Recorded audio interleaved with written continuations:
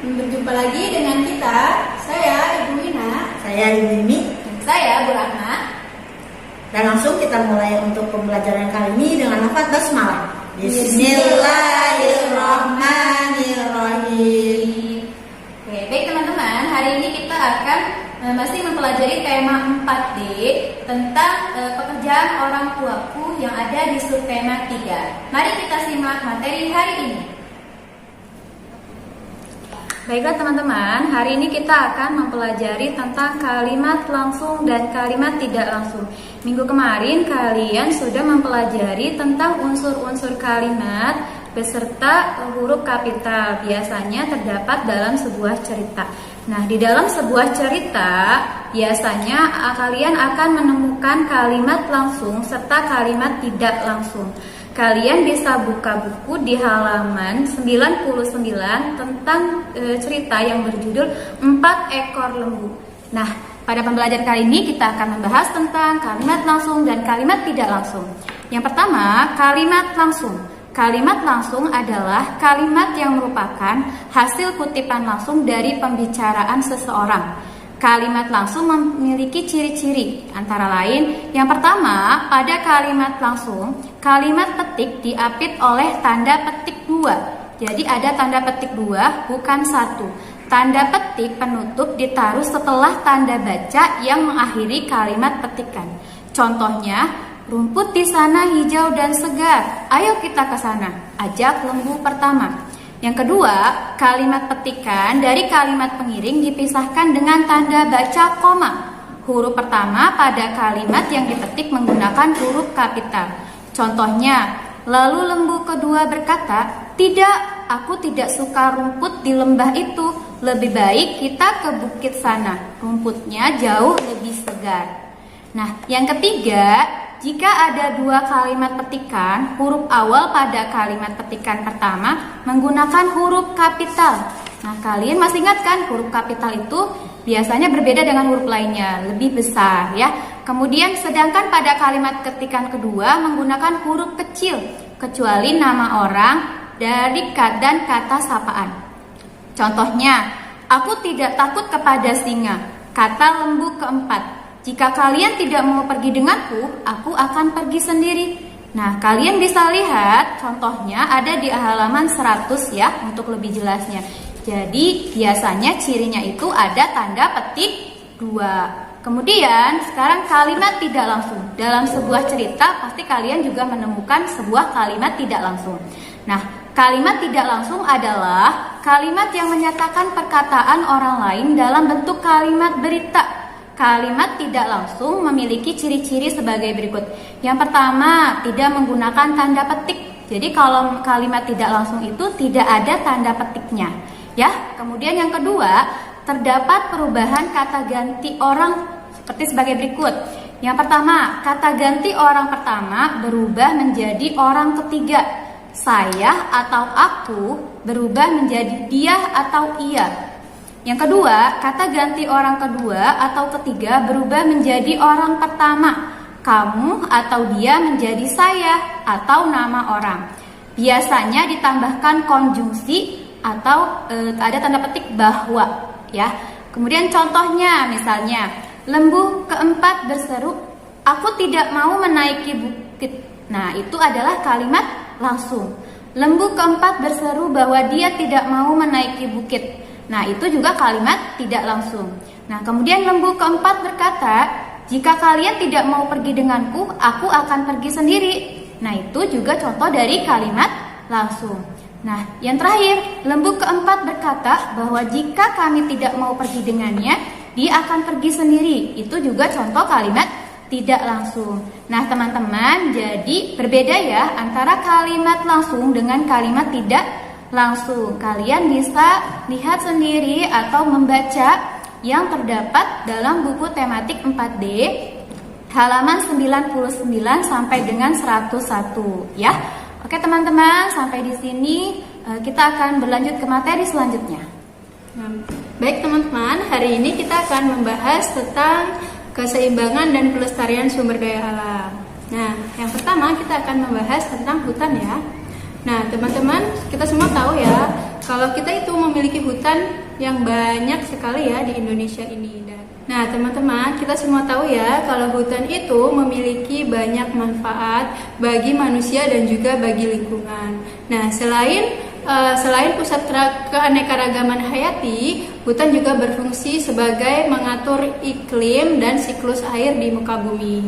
Nah, tapi sayangnya teman-teman, di Indonesia ini banyak kerusakan hutan yang cukup memprihatinkan, sehingga menyebabkan luas wilayah atau luas hutan tersebut semakin hari semakin berkurang. Nah, kita semua tahu ya, apa saja sih penyebab-penyebab kerusakan hutan itu? Oke, kita akan bahas satu persatu ya. Yang pertama penyebabnya yaitu kebakaran hutan. Nah, kebakaran hutan ini menimbulkan kerusakan yang cukup serius. Kebakaran hutan itu tidak akan hanya merusak pohon-pohon saja ya teman-teman, namun juga merusak seluruh unsur hara yang dapat menyuburkan tanah. Nah, selain itu juga kebakaran hutan dapat menyebabkan hilangnya habitat makhluk hidup yang tinggal di hutan tersebut, seperti misalnya habitat orangutan, monyet, dan misalnya ular dan sebagainya. Yang hewan yang tinggal di hutan itu dia akan kehilangan habitatnya akibat kebakaran tersebut. Nah, teman-teman tahu tidak? Ternyata kebakaran hutan ini terjadi akibat proses alam maupun faktor dari manusia itu sendiri. Nah, kalau proses dari alam, contohnya seperti apa?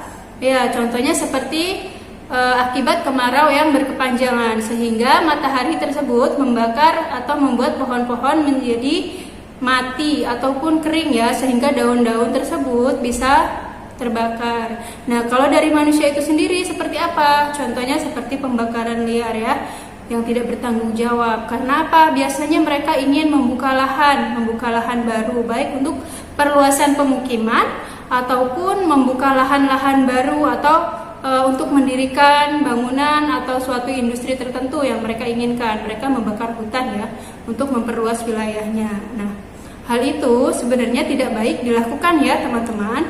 Kita harus kalau ingin membakar hutan itu tidak boleh sembarangan. Harus ada pencegahan atau cara mengatasinya. Seperti kalau ingin membakar hutan itu tidak boleh semua dibakar. Kita harus melakukan reboisasi atau penghijauan ulang.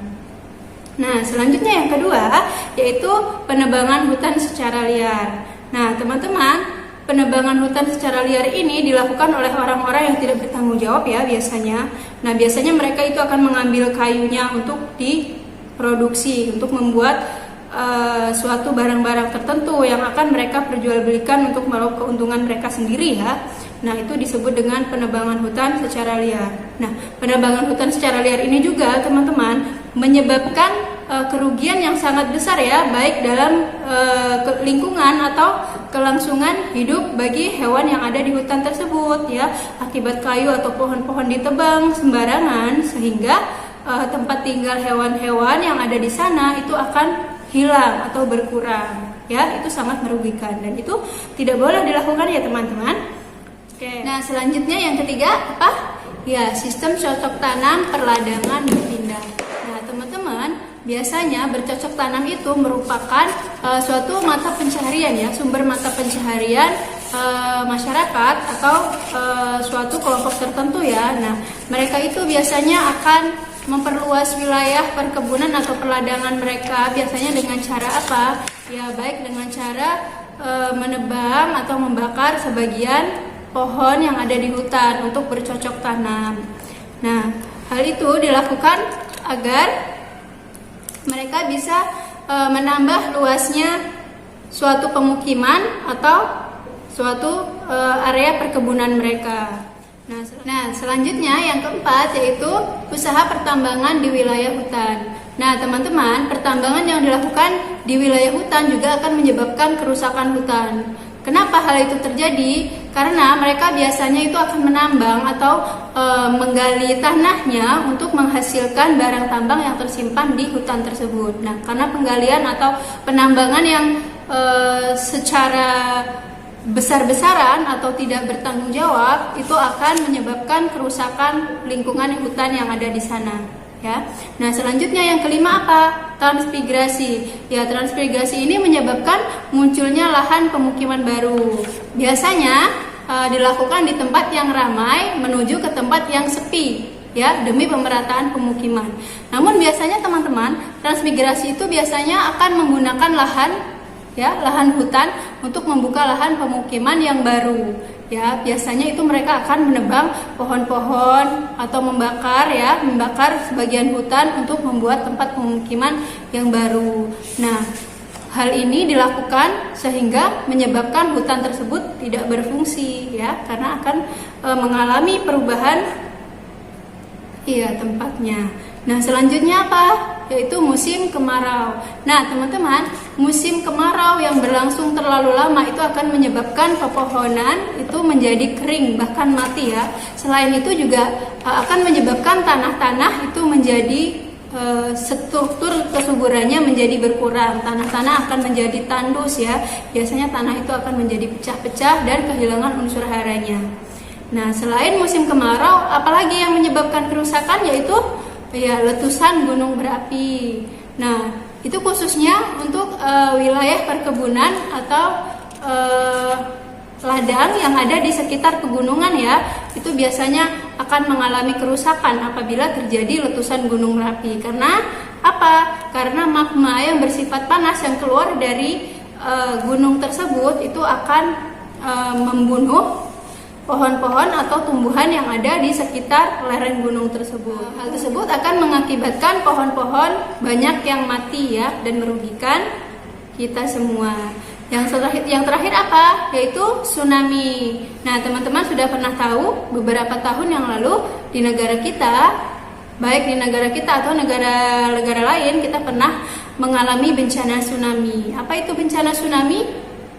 Iya, bencana tsunami itu adalah meluapnya air laut yang berlebihan, ya, yang akan merusak permukaan daratan, ya, sehingga pohon-pohon yang ada di daratan-daratan itu akan mati karena tersapu bersih oleh gelombang tsunami tadi, sehingga menyebabkan erosi, ya, menyebabkan tanah menjadi erosi sehingga lingkungan tersebut menjadi rusak karena tsunami. Oke, stop.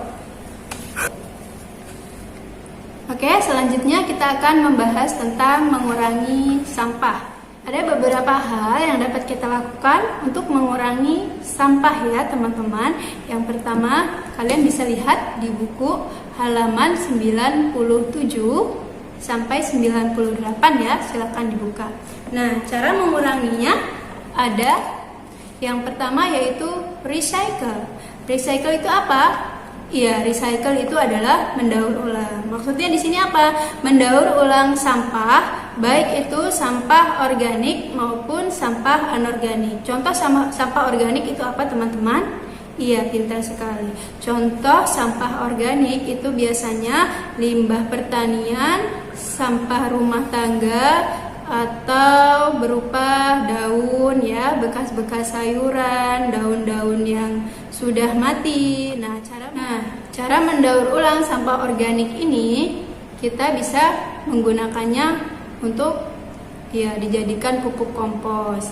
Nah, kalau yang anorganik biasanya apa contohnya? Ya, biasanya sampah atau botol-botol plastik atau botol-botol kaca, ya. Itu cara mendaur ulangnya seperti apa? Ya, bisa kita gunakan untuk kerajinan tangan. Contohnya bisa kita gunakan untuk tempat pensil, tempat apa lagi? Ya, bisa dijadikan pot-pot bunga yang hiasan atau pot-pot bunga tanaman yang dijadikan pot bunga yang kecil itu, ya, yang buat tanaman-tanaman hias di depan rumah kalian. Nah, selanjutnya cara yang kedua apa? Ya, reduce. Reduce itu apa, nak?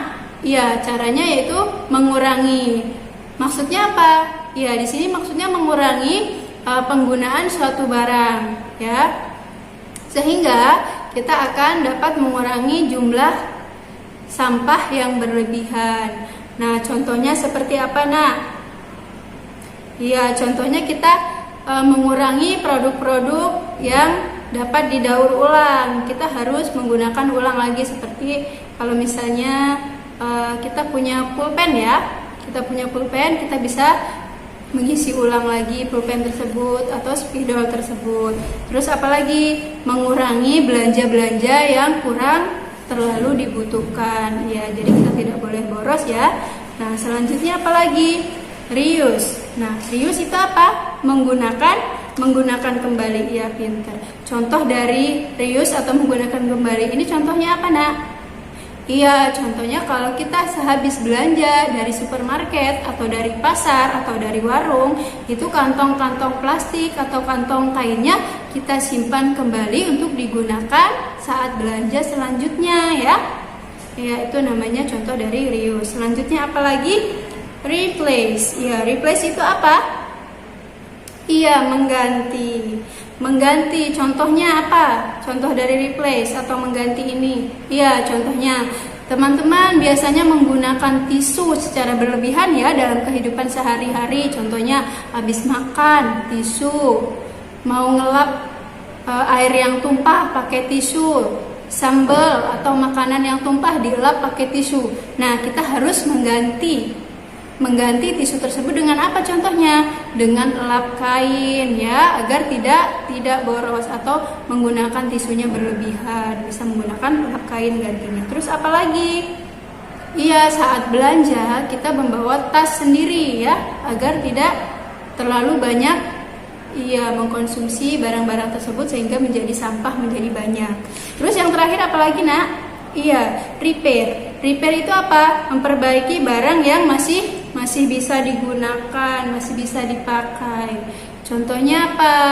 Ya, misalnya tas ya, tas kain. Apabila masih bisa dipakai, itu masih bisa kita gunakan ulang. Kita harus berhemat ya, tidak boleh terlalu boros menggunakan suatu barang-barang tertentu sehingga menyebabkan sampah di lingkungan kita semakin banyak. Kali ini kita akan belajar tentang kegiatan ekonomi. Nah, di mana suatu barang itu pasti mempunyai nilai ekonomis. Nah, kalau barang ekonomis itu ingin mempunyai harga jual yang tinggi, maka perlu adanya proses. Ya, contohnya, jika kayu hanya dijual dalam bentuk kayu, itu harganya pasti akan berbeda dengan kayu yang sudah dibentuk seperti mebel. Pasti mebel itu harganya lebih mahal, ya. Nah, lalu ada bahan mentah. Bahan mentah itu adalah bahan yang diolah dalam suatu proses produksi sehingga berubah bentuk dan wujudnya. Nah, sedangkan bahan baku merupakan bahan mentah yang menjadi dasar pembuatan suatu produk di mana bahan tersebut dapat diolah melalui proses tertentu dan dapat dibentuk wujud yang lain. Contohnya itu seperti telur, roti, terigu. Nah, nanti itu akan diolah dan menjadi sebuah roti. Dan tadi bahan mentah itu contohnya itu gandum. Gandum itu adalah bahan mentah untuk pembuatan roti, tapi sebelum menjadi roti, gandum itu harus diolah menjadi tepung. Nah, bahan baku itu menjadi dua ya. Bahan baku menjadi dua. Yang pertama itu bahan baku langsung dan yang kedua bahan baku tidak langsung. Bahan baku langsung itu contohnya itu seperti kayu. Nah, sedangkan bahan baku tidak langsung yaitu contohnya cat dan paku. Ya, mungkin segitu saja untuk materi hari ini. Bu Imi ucapkan terima kasih dan wassalamualaikum warahmatullahi wabarakatuh. Nah, teman-teman, itu tadi pembelajaran kita hari ini. Semoga bermanfaat ya. Nah, tugasnya adalah kalian mendaur ulang sampah anorganik ya, seperti sampah plastik, kemudian botol plastik menjadi barang yang lebih berguna. Ya, sekreatif mungkin ya. Dan langsung saja kita tutup pembelajaran kali ini dengan lafaz hamdalah. Alhamdulillahirabbil alamin. Astaghfirullahaladzim. Astaghfirullahaladzim. Astaghfirullahaladzim. Subhanakallahumma wa bihamdika asyhadu an la ilaha illa anta astaghfiruka wa atubu ilaik.